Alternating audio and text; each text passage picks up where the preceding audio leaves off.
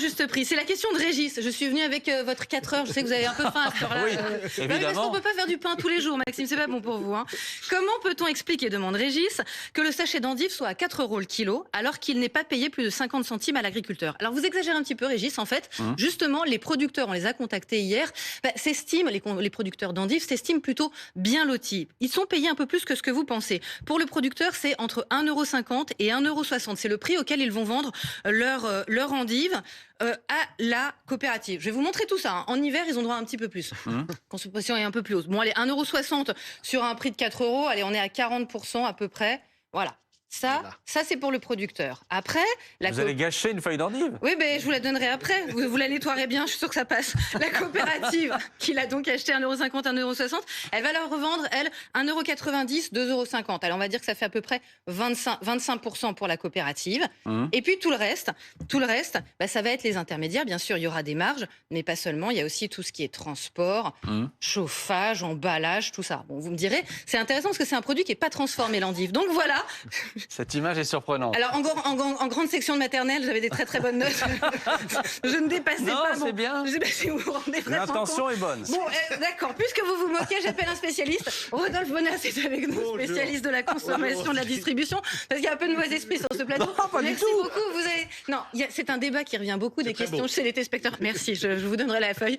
Non, la marge des distributeurs. Est-ce qu'ils abusent ou pas? Est-ce qu'on a des chiffres ou pas? Quand on demande aux uns aux autres, c'est jamais de leur faute. Vous êtes l'arbitre. Oui. Dites-nous ce qu'il en est vraiment. On va essayer d'arbitrer. Il faut savoir que lorsque vous dépensez à peu près 100 € dans un hypermarché ou un supermarché, la marge finale, le résultat final du magasin, c'est entre 1,50 € et 3 €. Donc vous voyez, c'est la marge d'un distributeur, c'est entre 1,5% et 3%. Pour réaliser ce dispositif, en fait, un magasin, comment est-ce qu'il fait? Il va vendre des produits, mais il va vendre des produits avec des dispositifs de marge qui ne sont pas les mêmes par produit. C'est-à-dire qu'il y a des produits qu'il va vendre avec des marges quasiment à zéro. Donc, typiquement, pourquoi? Parce que c'est très agressif. Et donc, du coup, il a besoin d'être compétitif en prix. Puis, il y a des produits sur lesquels il va essayer de se rattraper pour arriver à ces fameux 3 €. C'est ça l'enjeu. Et quand on s'intéresse à la filière agricole, et là, votre petit schéma, il est assez génial. Je suis assez d'accord. Maxime, je vais vous expliquer pourquoi. Parce qu'en fait, la couleur... c'est dommage qu'on en profite. Oui, mais dommage. je vous invite à le regarder parce que la couleur qu'il faut regarder, c'est le violet.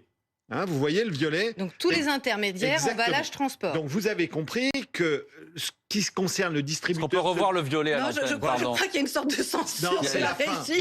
Voilà, on comprend que la régie, le violet, c'est la partie supérieure. Voilà. Eh bien, figurez-vous que... C'est à peu près 35 €, Exactement. 35% Mais un du des prix. problèmes en France sur la filière agricole, c'est le nombre d'intermédiaires qui existent entre le producteur et le consommateur. Si vous comparez un certain nombre de pays comme l'Espagne ou l'Allemagne, qui ont su réformer, restructurer leur filière agricole, ils arrivent à faire en sorte d'optimiser finalement la rémunération des agriculteurs parce qu'ils ont travaillé sur le violet de votre feuille d'endive. C'est-à-dire qu'il y a beaucoup de grossistes, de super coopératives, de logisticiens qui, sur chaque étape de la chaîne, prennent leur marge. Et c'est ça qui est en train d'étouffer nos agriculteurs en particulier. Et alors, je veux juste rebondir, parce que si j'ai encore une seconde, Maxime, pour éclairer le sujet par rapport à la colère des agriculteurs, il y a un autre élément qu'il faut arriver à relever. C'est que la crise ukrainienne, qui a été une crise mondiale et absolument catastrophique, elle a révélé quand même une seule chose. C'est que les marges des agriculteurs ont été améliorées pour une raison très simple. C'est que pour la première fois, on a eu une augmentation très significative des prix des achats des matières premières. Donc, on peut faire toutes les stratégies du ruissellement, monter toutes les aides, les taxes, tout ce que vous voulez. La réalité, c'est qu'il faut travailler sur les prix des marchés des matières premières, le fameux prix de l'endive dont vous parliez tout à l'heure. Donc, il faut travailler sur le prix du lait, il faut travailler sur le prix du porc, il faut travailler sur le prix de la volaille, travailler sur le prix des œufs. C'est ces prix-là qui font vivre nos agriculteurs. Je voulais aussi qu'on parle des promotions, parce que dans les supermarchés, sur l'agroalimentaire, justement, elles sont très encadrées. Oui. C'est 34% maximum. En gros, vous n'avez plus le droit aujourd'hui d'avoir un produit acheté, un produit gratuit. C'est au mieux 3 pour le prix de 2. Or, dans l'hygiène, en ce moment, on a d'énormes promotions, justement parce qu'ils se dépêchent, parce qu'ils ont encore le droit de faire ça, et que ce sera bientôt fini. Oui, parce qu'il y a un paradoxe gouvernemental, c'est que d'un côté, on défend Le entre guillemets, consommateur. le consommateur et le pouvoir d'achat, et de l'autre, on fait passer des lois qui vont attaquer notre propre pouvoir d'achat. La loi de Crozaille, en l'occurrence. Exactement, cette fameuse loi de Crozaille, j'ai longtemps milité pour qu'elle ne s'applique pas, mais malheureusement, elle va s'appliquer. Ça veut dire quoi? Ça veut dire que sur tous les produits shampoing, lessive, hygiène, beauté, qui pèsent très lourd aujourd'hui dans le panier des consommateurs, puisque c'est des produits qui sont très impactants. Un paquet de lessive, vous allez payer 12, 13 euros, 14 euros, donc ça coûte cher quand on achète ça dans son panier. Et c'est pour ça qu'il faut faire des stocks maintenant. Exactement, parce que la réalité de ce qui va se passer, c'est qu'on n'aura plus le droit d'avoir cette fameuse promotion, un paquet de lessive acheté, le deuxième gratuit, c'est fini. On sera obligé d'en acheter 2 pour en avoir un troisième gratuit. Mais ça veut dire que, en fait, ça, c'est autant d'argent qu'on enlève dans la poche des consommateurs. Et j'insiste, pour quand même là aussi nous éclairer, ça va nous coûter. Parce qu'aujourd'hui, dans la lessive, 50% du chiffre d'affaires est fait sous promotion.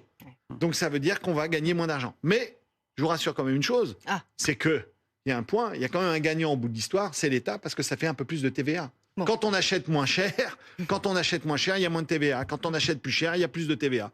Donc là, cette loi, il faut lutter pour qu'elle ne s'applique pas. L'entrée en vigueur, normalement, c'est le 1er mars. C'est ça. D'ici là, profitez de toutes les promotions pour faire des stocks. Il faut en profiter parce que là, vous retrouverez plus ces prix. Et pour ce qui est de la crise agricole, le ministère de l'Agriculture l'annonce à l'instant, le Premier ministre fera ses annonces demain. C'est bien confirmé. On vous donnait tout à l'heure comme information sur BFM, mais c'est confirmé par le ministère de l'Agriculture demain.